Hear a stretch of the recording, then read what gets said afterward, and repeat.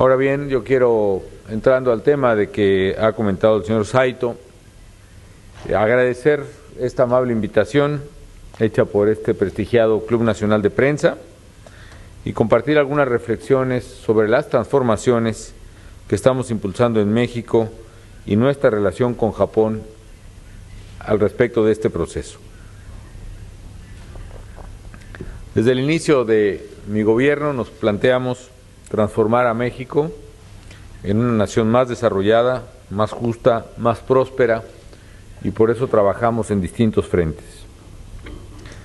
Primero, precisamente en el tema con el que inicié esta conferencia, estamos absolutamente decididos a hacer de México un país seguro, a hacerle frente precisamente a organizaciones criminales que desde hace muchos años habían venido deteriorando la vida comunitaria en el país y en particular en algunas zonas críticas, y por eso nos hemos propuesto establecer en México plenamente el Estado de Derecho, combatir con toda la fuerza del Estado a la delincuencia y al crimen organizado, y al mismo tiempo depurar y fortalecer las estructuras policíacas y de justicia en el país.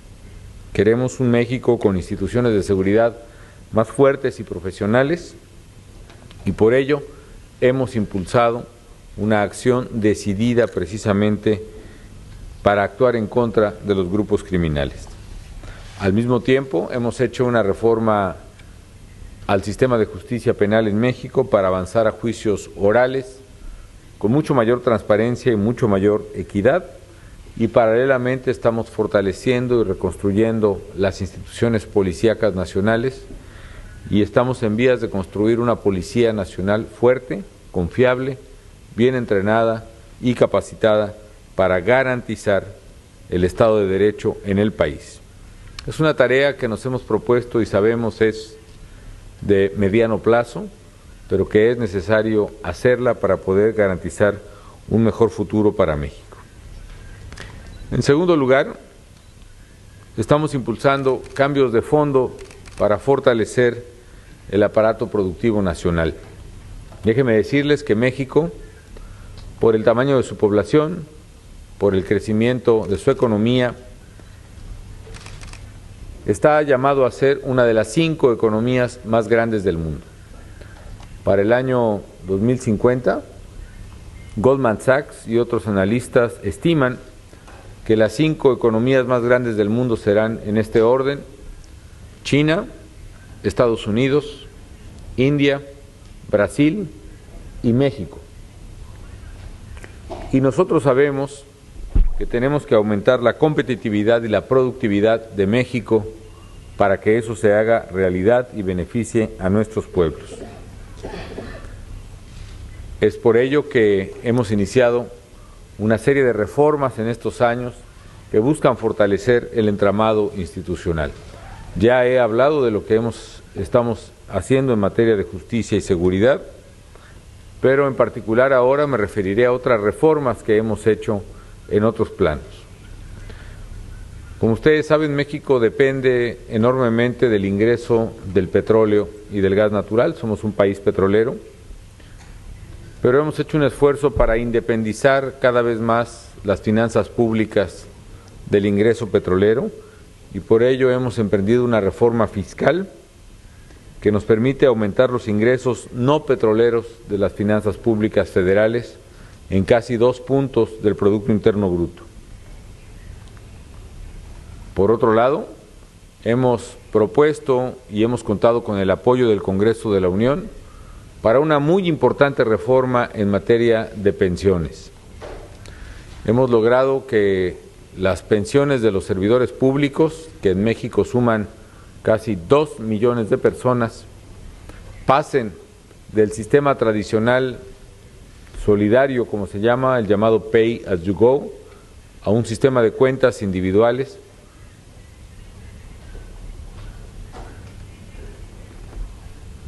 con lo cual hemos ahorrado a las finanzas públicas nacionales casi 30% del Producto Interno Bruto a valor presente neto. Eso implicó una operación que salvó de la quiebra a las finanzas públicas en el mediano plazo. También propusimos y logramos una reforma que mucho tiempo fue impensable en México, al sector petrolero. Y con esta reforma hemos logrado que pueda haber contratos más flexibles que posibilitan que Petróleos Mexicanos pueda incrementar su capacidad de exploración y producción de petróleo y gas con ayuda de contratos flexibles de empresas especializadas en el sector, que nos permitirá contar con la tecnología y el financiamiento que se necesita para volver a convertir a México en una verdadera potencia petrolera y de gas natural. En tercer lugar, hemos desarrollado el más ambicioso programa de infraestructura del país,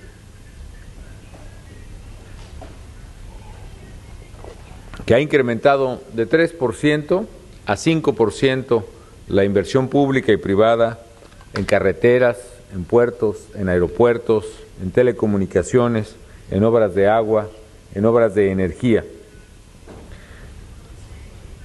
Esto nos permitirá que México se convierta, como queremos, en el engrane, en el eje articulador del comercio global, porque la posición geográfica estratégica que tenemos, más la inversión en infraestructura, nos permitirá hacer de México un puente obligado de comercio e inversión entre Asia, Estados Unidos, Europa y América Latina. En cuarto lugar, estamos trabajando fuertemente en política social.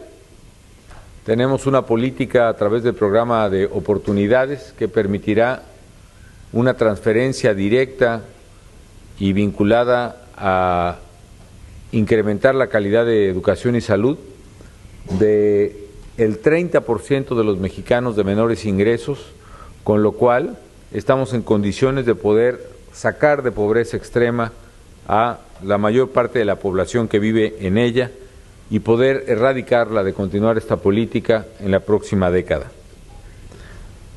Al mismo tiempo, hemos triplicado el presupuesto en materia de salud para las personas de menor ingreso y en 2 años más México va a alcanzar una meta deseable para cualquier nación, que es cobertura universal de salud, médico, medicinas y tratamiento para cada mexicana o cada mexicano que le necesite. Y finalmente tenemos una agenda de cambio hacia futuro que les quiero compartir. Estamos buscando una reforma laboral para hacer más eficiente el mercado de trabajo, una reforma al sector financiero para fomentar la competencia y aumentar el flujo de crédito al sector privado, una reforma para fortalecer la competencia económica y evitar la existencia de prácticas monopólicas en el país, una reforma al sector de telecomunicaciones para hacerlo más abierto y competitivo, y una reforma para simplificar y desregular los requisitos y los trámites de la administración pública. Como ustedes saben, amigas y amigos, 2009 fue un año extraordinariamente severo para todas las economías del mundo. México, al igual que Japón, sufrió notablemente de esta situación económica. México incluso más, por el enorme grado de vinculación e interdependencia con Estados Unidos.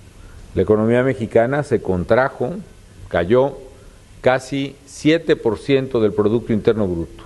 La recesión fue de menos 6.8%.